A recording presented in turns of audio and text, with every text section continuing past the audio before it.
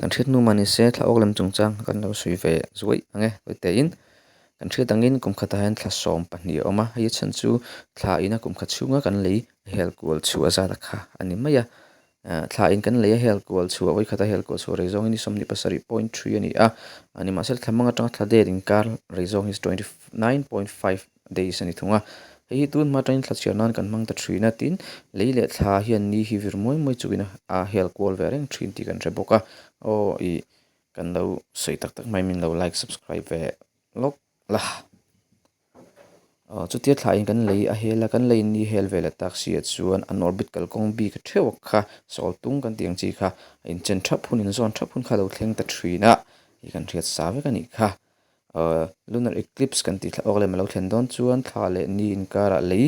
alo om kha na thleng thina ni tanga eng zun zam lo ka hlen kan lei le thla a chun eng thin ti te chu kan riat sa ve kha ani le boka kan lei hi ni le in thla in kara alo om chi khan ni tanga eng lo kalina thla chun eng tur kha kan lei khan lo dal ta thina lim thla chi ni penumbra le umbra lo siama hei chu torchlight tangin I a eng fi big le fi lo big om thin kha tin video tang pawh hian in the thein ka ring eclipse kan ti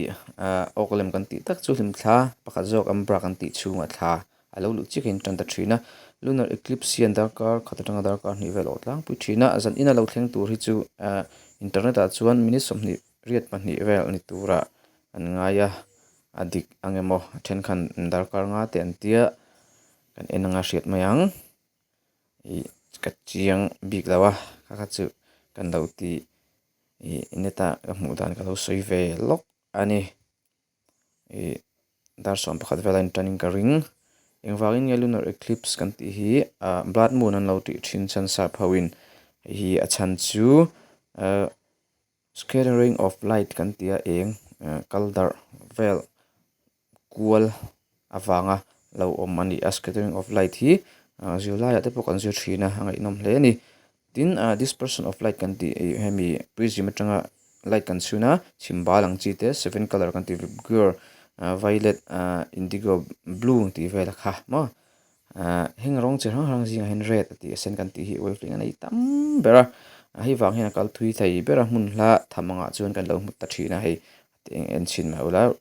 red light chu san big em hi khami red light san awang khan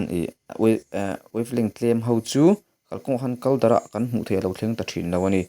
hei wang hian ni tlak dona te ani chhuah dona te hian alo ni la sen phu thin chan kha ani le du tok me